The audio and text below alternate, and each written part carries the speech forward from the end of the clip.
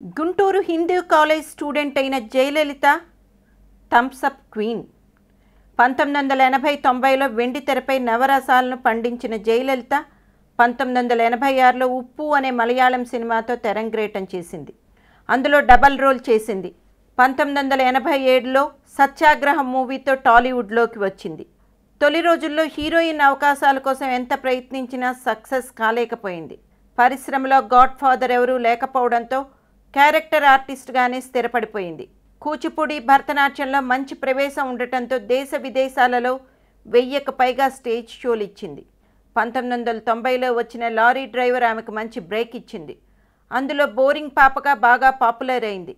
కమల్ హాసన్ ఇంద్రుడు చంద్రుడు చిత్రంలో చరణ్ రాజ్ భార్యగా, వంశీ ఏప్రిల్ 1 విడుదలలో భాగ్యంగా ఫేమస్గా మారింది. నటిగా తనకంటూ ఒక గుర్తింపు తెచ్చుకుంటున్న దశలోనే జయలలిత పెళ్లి చేసుకోవడం ఆమెకు నిజ జీవితాన్నే కాదు, వెండితెర జీవితాన్ని కూడా ఒక మలుపు తిప్పింది.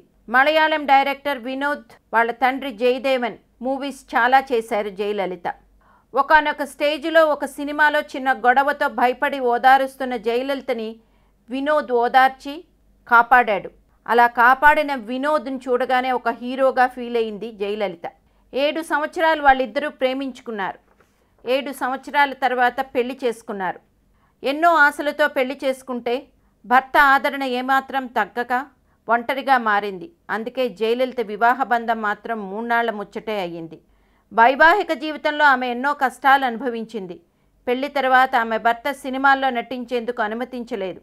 జయలలిత ఎంత వేడుకున్నా కనికరించలేదు. అంతేకాదు నాకు ఎదురు చెప్తావా అంటూ జయలలితను మానసికంగా, శారీరకంగా హింసించేవాడు. మద్యం సేవించి సిగరెట్తో ఒంటి మీద వాతలు పెట్టేవాడు. రాను రాను అతని శాడిజం పెరుగుతుండటంతో కలిసి జీవించడం కుదరదు అని తలచి విడాకులు తీసుకుంది. తిరిగి సినిమాల్లోకి రావాలని ప్రయత్నించినా ఆమెకు అన్ని వ్యాంప్ క్యారెక్టర్స్ వచ్చాయి. దర్శక నిర్మాతలకు ఆమె శృంగార హాస్య ప్రధాన పాత్రలే ఆఫర్ చేశారు. దీంతో 9 ఏళ్లు సినిమాలకు దూరంగా ఉండి 2014 గ్రహణం సినిమాతో సెకండ్ ఇన్నింగ్స్ స్టార్ట్ చేసింది.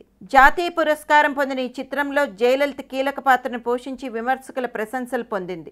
గ్రహణం తర్వాతైనా తనకు మంచి పాత్రలు వస్తాయని తలిచింది. ఆ తర్వాత సరికొత్త ఉత్సాహంతో గోపి, గోపిక, గోదావరి, వెంకటాద్రి ఆటాడిస్తాలో మంచి క్యారెక్టర్ ఆర్టిస్ట్గా చేసి తనపై ఉన్న బోరింగ్ పాప అనే ముద్రను చెరిపివేసుకుంది. స్మాల్ స్క్రీన్ మీద కూడా తనకంటూ ఒక ముద్ర వేసుకుంది జయలలిత. గుడివాడలో పుట్టిన ఆమె తల్లి తర్వాత తల్లిదండ్రులు చెన్నైలో సెటిల్ అయ్యారు.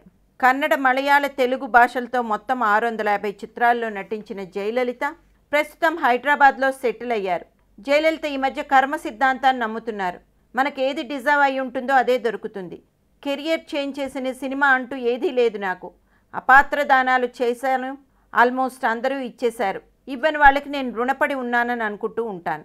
అబ్బాయిని పెంచుకుంటున్నానని అందరూ అనుకుంటున్నారు, కానీ అలా ఏమీ లేదు. జగమంతా పిల్లలే నాకు అన్నారు.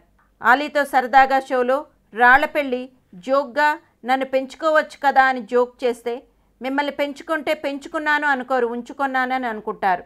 ఇండస్ట్రీ నాకు, నా కుటుంబంలో 14 మందికి ఒక దారి చూపించింది. సో ఇండస్ట్రీకి నా శిరస్సు వంచి పాదాభివందనం చేస్తాను అన్నారు జయలలిత.